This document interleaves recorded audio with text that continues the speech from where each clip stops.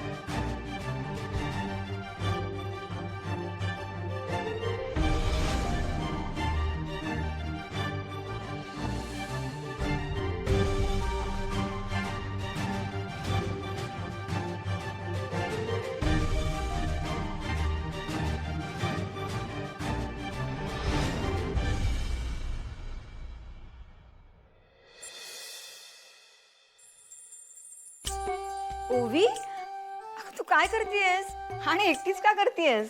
मंजू अख्खी अगं निशी येते ना आज. ती तिची रूम जशी सोडून गेली होती ना तशीच तिला दिसायला हवी म्हणून थोडं आवडते. तू राहू दे ना, मी करते सगळं. तुला सांगते ओवी, चारू इथे राहत होती ना, अरे बाप रे, एवढा पसारा करायची. मग तू मांगरात गेल्यानंतर मीच यायचे 2-4 दिवसात आणि मग सगळा पसारा आवरायचे.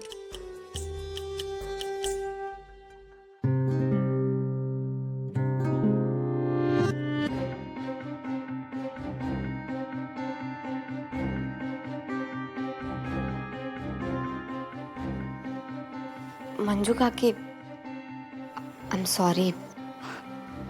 का? काय झालं?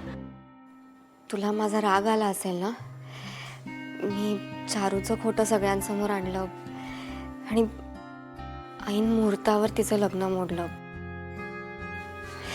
मंजू काकी, बट ट्रस्ट मी हे मुद्दाम नाही केला ग.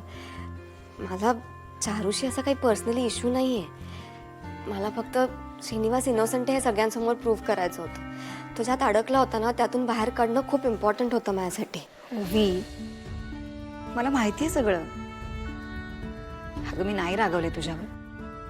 हे बघ, तू तिचं खोटं समोर जरी आणलं नसतंस ना, तरी आज ना उद्या ते उघडकीस आलंच असतं. पण तोपर्यंत खोतांची खूप बदनामी झाली असती. खूप उशीर झाला असता ग. श्रीनूचं आयुष्य उद्ध्वस्त झालं असतं. पण ओवी, अगं तुझ्यामुळे मोठा अनर्थ टळला. आमची इज्जत वाचवलीस तू. मंजू हे बघ, हे घर ना कायम तुझं ऋणी राहील. तुला सांगते ना ओवी, तू आता अजिबात टेन्शन घेऊ नकोस. आता सगळं छान होणार आहे. हे बघ, लालिताई पण आल्या. हो ना लालिताई, मोठा अनर्थ टळला.